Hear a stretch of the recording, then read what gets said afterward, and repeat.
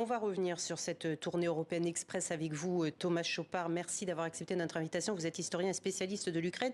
Et nous avions justement envie de savoir comment vous aviez trouvé, vous, le président Zelensky, lorsqu'il s'est rendu à Londres, à Paris, à Bruxelles. Ça a été un homme acclamé, mais qui concrètement, on venait de l'entendre, est parti un peu les mains vides.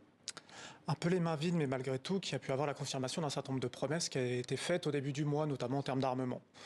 Donc même si effectivement ce qu'il était venu chercher, les avions de chasse notamment, un certain nombre de blindés, lui a été promis, mais dans un délai assez long, en dépit des urgences de la guerre, on a malgré tout la confirmation des États-Unis au début du mois, du Royaume-Uni et de la France plus récemment, de la livraison d'armes lourdes, notamment de missiles d'assez longue portée, d'artillerie, de blindés, dans un délai qui est là beaucoup plus court et qui va permettre très probablement à l'Ukraine soit de relancer sa propre contre-offensive assez rapidement, une contre-offensive qui est annoncée à peu près par tout le monde pour le mois de mars, soit d'encaisser d'une certaine façon une contre-offensive russe qui est là, qui est présente, et qui certes a marqué un certain nombre d'échecs sur le terrain, mais qui malgré tout maintient une pression extrêmement forte sur l'armée ukrainienne. Mais justement, vous évoquez l'armée russe. Je me souviens, il y a quelques mois encore, l'état de l'armée russe interrogé, notamment son manque d'effectifs, son manque d'officiers, son manque de stratégie de guerre. On se souvient également de ces radios civiles non sécurisées, de ces chars qui n'avaient pas de carburant. J'ai l'impression que la tendance s'est retournée aujourd'hui, et quand on voit la stratégie de guerre le long du Dniepr de la Russie, on a l'impression qu'elle s'est revigorée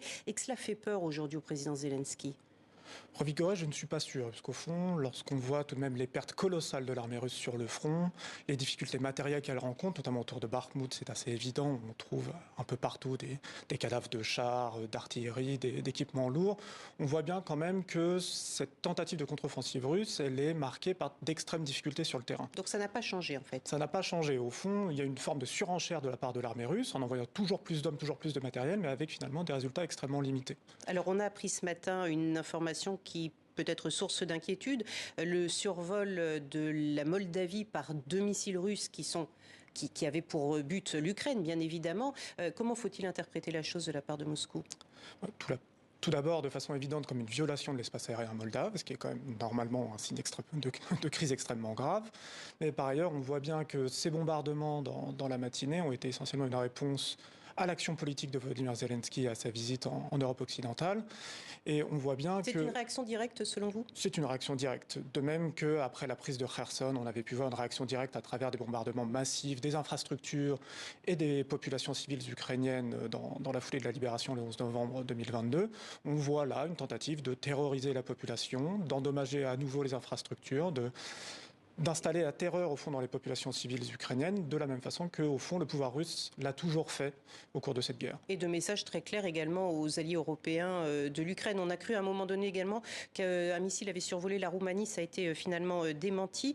Dans sa stratégie de guerre, est-ce que l'Ukraine, qui demande effectivement des chars lourds, des avions, etc., moi je voulais savoir, est-ce qu'elle est épaulée aussi par les états-majors des pays européens ou par l'OTAN ? Est-ce qu'elle a une aide au niveau justement de stratégie, de logique ? Alors, officiellement, pas vraiment, mais on voit bien sur le terrain tout de même qu'un certain nombre de conseillers ont été envoyés plutôt par les gouvernements occidentaux plutôt que par l'OTAN d'ailleurs, pour venir former, aider l'armée ukrainienne sur le terrain, mais aussi dans ses tactiques générales, pour essayer notamment de tenir la ligne de front dans l'Est et dans le Donbass. C'est assez évident. On a pu voir aussi un certain nombre, disons, de spécialistes arriver dans les territoires libérés pour essayer de pacifier d'une certaine façon les territoires libérés en Ukraine. Donc on voit tout de même que cette aide technique, cette aide aussi stratégique qui est difficile à apporter directement de la part des pouvoirs occidentaux est néanmoins donnée aujourd'hui en Ukraine.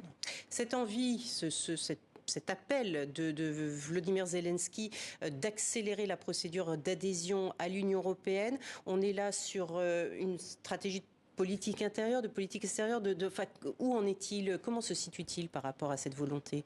Oui, c'est effectivement le point très important. Effectivement, la question de l'armement a un peu éclipsé cette question politique et européenne lors de cette visite, mais c'est malgré tout un signal extrêmement fort de la part de Volodymyr Zelensky, à destination des alliés européens, mais aussi probablement du peuple ukrainien, puisque cette promesse, en tout cas cette tentative d'adhésion à l'Union européenne, est aussi une promesse de réforme intérieure en Ukraine. On l'a bien vu récemment, la plupart des points d'ailleurs cruciaux dans cette adhésion relèvent de la lutte contre la corruption, et récemment on a pu voir des faits extrêmement importants dans cette lutte en Ukraine, avec des arrestations massives, notamment au sein du ministère de l'Armée, ce qui était extrêmement inédit.